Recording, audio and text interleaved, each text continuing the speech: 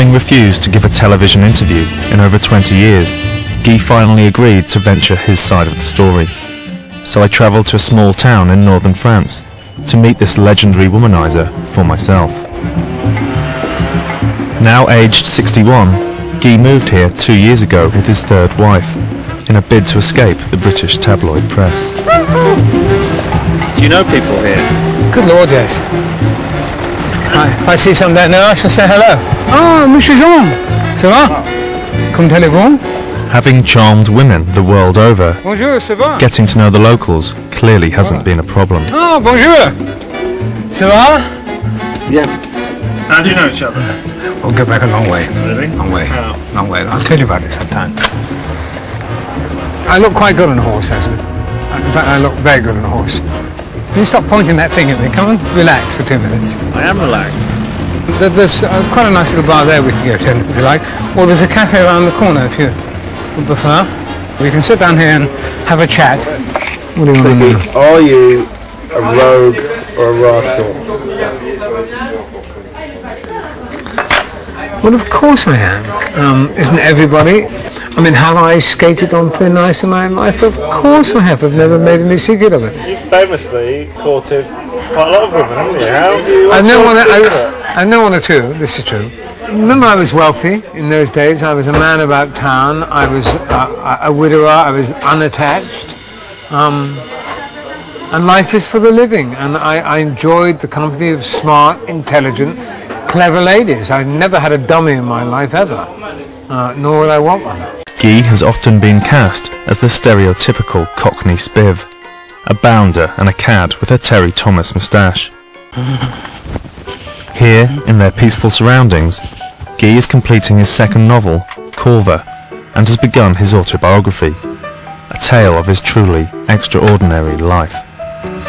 The average member of the British public has no idea about the real me. They have no idea what I've done in my life because they're not allowed to know. They have no idea that I was regional president of the student Christian movement when I was at school. They don't know that I wrote the UK bestseller All the Queen's Men. I was a junior fencing champion. They don't know that I was a special advisor to the president of Tanzania. They don't know that I was invited to be the senior producer for the creation of South African television.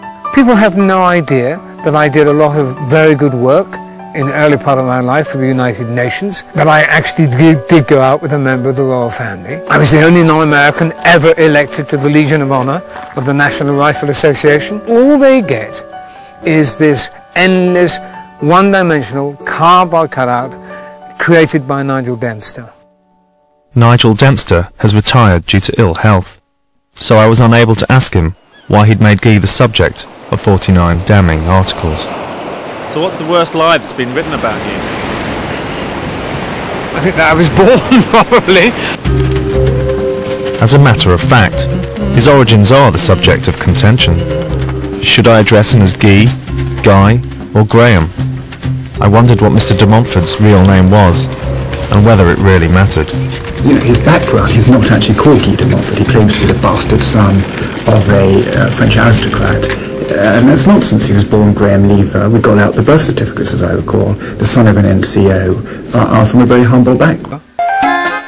It was in the early 80s that Guy's penetration of London's social elite first caught the eye of Britain's best-known gossip columnist. In a sense, with regard to Nigel Dempster, Guy had only himself to blame because it was he who, in 1983, invited Nigel, when he bumped into him in a South Kensington street, to go to the party to launch the film of his book, All the Queen's Men. It was also his 41st birthday party. And it never seemed to occur to Guy that a journalist would start asking questions, as Nigel did, and he ended up sitting at a table with two women, both of whom had professions of love from Guy, and I think he'd taken money from both of them. And inevitably this whetted Nigel's appetite, and he became one of the great characters of Nigel's column.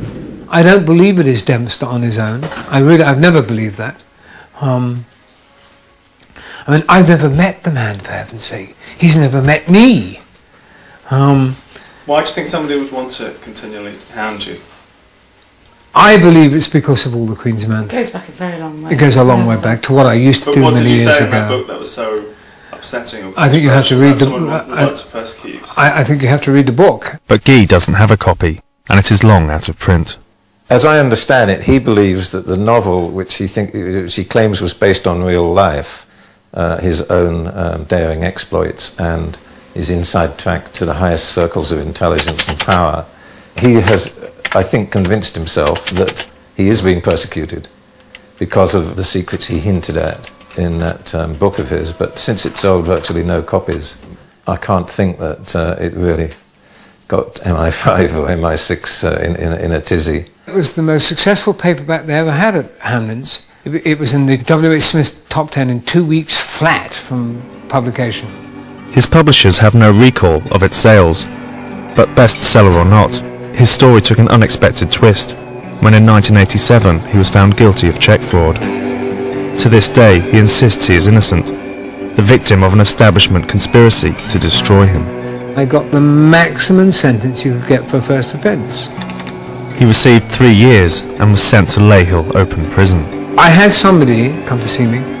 He said, "You've got to get out of here because your life is in danger. They've got you where they want you now." Reportedly masquerading as a prison warder, Guy de Montfort escaped.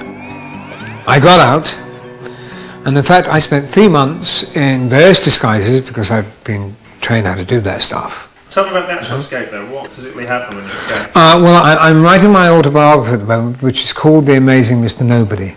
And I'm going to keep that one. You'll have to read about that. I'm going to be mean to you. You'll have to buy the book. But it was quite something, believe you me.